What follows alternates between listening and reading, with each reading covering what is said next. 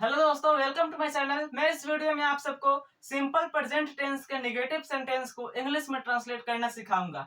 तो चलिए वीडियो को शुरू करते हैं। यदि आपको इस तरह का सेंटेंस दिखे, जैसे मैं नहीं पढ़ता हूँ, वह नहीं खेलता है, राधा नहीं पढ़ती है, तो इस तरह का सेंटेंस को इंग्लिश में ट्रांसलेट करने के लिए एक स्ट्रक्चर को फॉलो करना पड़ता है। उस स्ट्रक्चर के अकॉर्डिंग इन जैसे सेंटेंसों को हम इंग्लिश में ट्रांसलेट बहुत ही आसानी से कर सकते हैं। मैंने स्ट्रक्चर ऊपर लिख दिया है। स्ट्रक्चर क्या है? सबसे पहले सब्जेक्ट, उसके बाद डू या डॉज नॉट को लगाएंगे, उसके बाद not plus verb one plus object.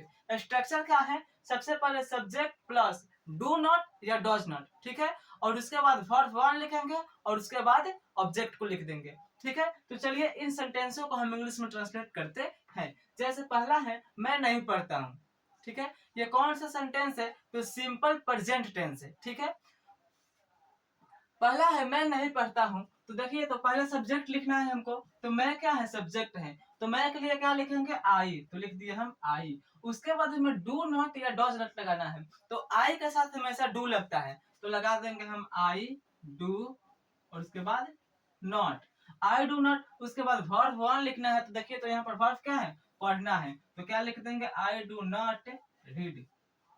हो गया, ठीक है। उसी तरह से दूसरा सेंटेंस है वह नहीं खेलता है। वह के लिए क्या होता है? यहाँ वह क्या है? सब्जेक्ट है, तो वह के लिए लिखेंगे ही, तो लिखिए ही।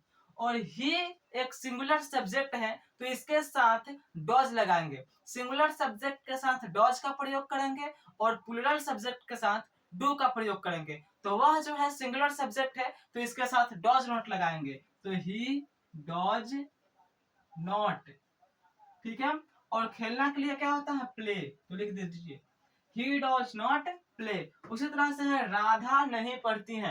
राधा सिंगुलर सब्जेक्ट है कि प्लूरल सब्जेक्ट? तो राधा सिंगुलर सब्जेक्ट है, तो सिंगुलर सब्जेक्ट के साथ क्या लगाएंगे? डॉज नॉट, तो लिखेंगे राधा, यहाँ देखिए RADHA राधा।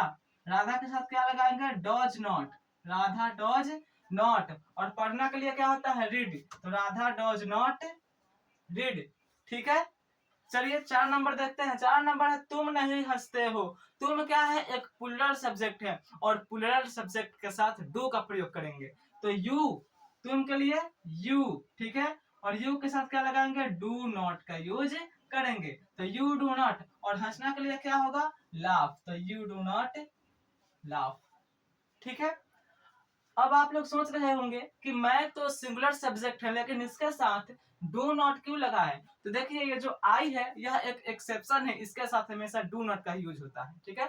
बाकी जितना भी सिंगुलर सब्जेक्ट आए, जैसे ही आ गया, सी, इट इत्यादि, इन सभी के साथ डॉज नॉट का प्रयोग करेंगे। और जितने भी प्लूरल सब्जेक्ट आ गए, जैसे यू हो गया, वी हो गया, दे हो गया, ठीक है, इत्यादि, जैसे प्लूरल सब्जेक्ट है तो उसके साथ डू नॉट का यूज करेंगे। देखिए 5 नंबर है आप नहीं नाचते हैं। इसे आप लोग कमेंट बॉक्स में कमेंट करिए, तो इसका इंग्लिश क्या होगा? कमेंट, ठीक है। तो उम्मीद करता हूँ कि आपको ये वीडियो अच्छी लगी होगी। यदि वीडियो अच्छी लगी हो तो चैनल को सब्सक्राइब जरूर कर लीजिएगा, ठीक है। तो मिलते हैं नेक्स्ट वीडियो में, तब तक के लिए bye. Thanks for watching this video. Take care.